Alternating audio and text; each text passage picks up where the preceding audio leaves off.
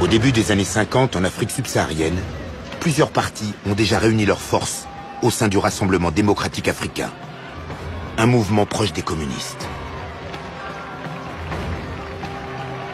L'un de ses principaux animateurs, le député ivoirien Félix Houphouët-Boigny, veut abolir la domination coloniale. Une revendication inacceptable en ces temps de guerre froide.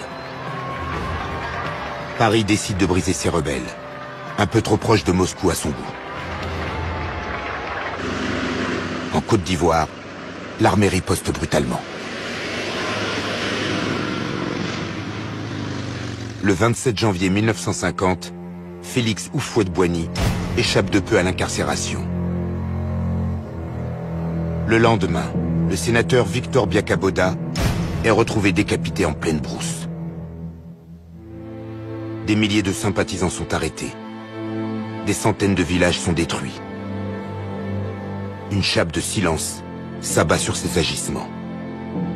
Silence du côté des bourreaux, mais aussi du côté des victimes. Seul un film témoigne de ces exactions. Afrique 50, tourné clandestinement par un jeune cinéaste, René Vauthier, militant du Parti communiste.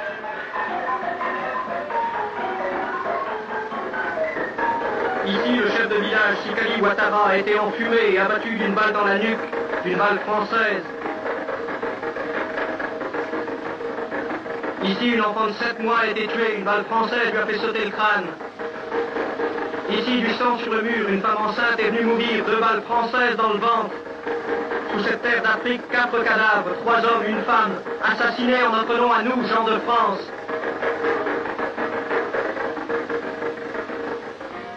Tu t'étonnes, les cases brûlées, les habitants massacrés, le bétail abattu pourrissant au soleil, ce n'est pas l'image officielle de la colonisation. Amis, la colonisation, ici comme partout, c'est le règne des vautours. Afrique 50 est l'un des premiers films anticolonialistes français. Il sera interdit durant près de 40 ans. Son auteur sera arrêté, mais le film circule clandestinement et indigne les militants de gauche.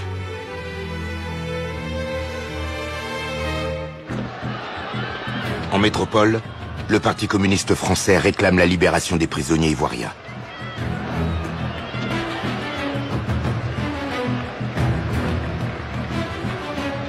Pour ne pas ouvrir un nouveau front en Afrique, le gouvernement affine sa stratégie.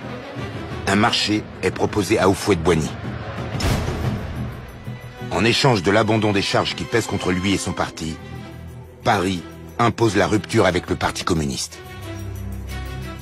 Pour éviter à son pays les foudres des autorités coloniales, Houphouët-Boigny accepte et rentre dans le rang. Il deviendra même ministre quelque temps plus tard. Et la Côte d'Ivoire connaîtra une période de relations privilégiées avec la métropole.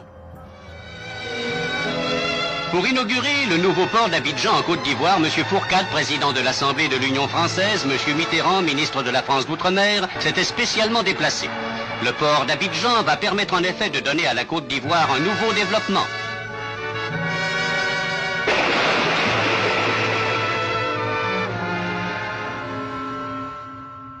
La France est parvenue à ses fins en Afrique. Mais après Madagascar, puis la Côte d'Ivoire, c'est aux Antilles que les tensions se multiplient.